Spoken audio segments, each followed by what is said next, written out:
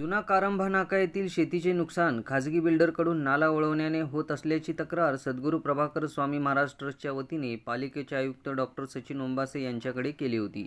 थेट नाला वळवून या खाजगी बिल्डरने सद्गुरू प्रभाकर स्वामी महाराज मंदिर ट्रस्टच्या शेतजमिनीचं मोठं नुकसान केल्याची तक्रार करण्यात आली। यामुळे आज तागायत शेतीचे नुकसान होत आहे। याबद्दल ट्रस्टने गट नंबर 21B येथील शेतजमिनीच्या नुकसानीबाबत थेट मनपा आयुक्ताकडे धाव घेतली होती। खाजगी बिल्डरकडून नाला वळवण्यात आल्याची मंदिर ट्रस्टची तक्रारवरून महापालिका आयुक्तांनी दिलेल्या आदेशानुसार नगर अभियंत्याकडे फाईल पाठवण्यात आल्याची माहिती ट्रस्टी बाळकृष्ण शिंगाडे यांनी दिली। सद्गुरू प्रभाकर स्वामी महाराज मंदिर ट्रस्टचा मॅनेजिंग ट्रस्टी बाळकृष्ण शिंगाडे, माझ्याबरोबर माझ्या मंदिरचे चीफ ट्रस्टी मोहन बोड्डू आहेत। आपल्या मंदिरची गट नंबर 21मध्ये महाराजांची मूळची जमीन होती 6 एकर। त्या जमिनीमध्ये 70 ते 80 वर्षापासून नैसर्गिक नाला वाहत होता।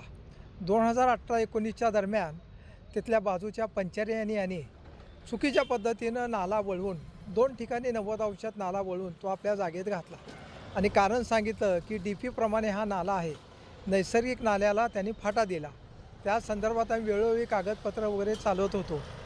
मधी जनता धर्मादामध्ये माननीय आयुक्त श्री सचिन ओंबासे व श्री लोकरे साहेब उपायुक्त यांच्याकडे आम्ही आमची फाईल सबमिट केली।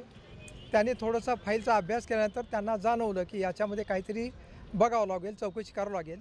त्यांनी त्या पद्धतीने चौकशी लावलेली आहे आणि प्रसिद्धी माध्यमामध्ये त्याची दखल घेतली गेलेली आहे। त्यामुळं सर्वात प्रथम मंदिर ट्रस्टतर्फे जवळजवळ 6-7 वर्षांनी श्री सचिन ओंबासे व श्री लोकरे साहेब यांनी मंदिरच्या बाबतीत एक न्यायाची भूमिका घेतली। त्याबद्दल मंदिर ट्रस्टच्या वतीने मी त्यांचं मनापासून अभिनंदन करतो, आभार मानतो। व सदरहू सध्या फाईल आम्ही सबमिट केली आहे। ती सदरहू फाईल श्री काकडे यांच्याकडून श्री मठपती यांच्याकडं ट्रान्सफर झालेली आहे। संबंधित त्यांना ज्यावेळी जी कागदं लागतील ती पुरवण्याचं काम श्री ओंबाचे साहेब व उपायुक्त लोकरे यांनी सांगितलं, त्याप्रमाणे त्यांनी मागील ते कागदपत्र आम्ही त्यांना सबमिट केले आहेत। याच्यापुढं त्यांना जी कुठली कागदपत्र पाहिजे असतील ते आम्ही देण्यास तयार आहोत।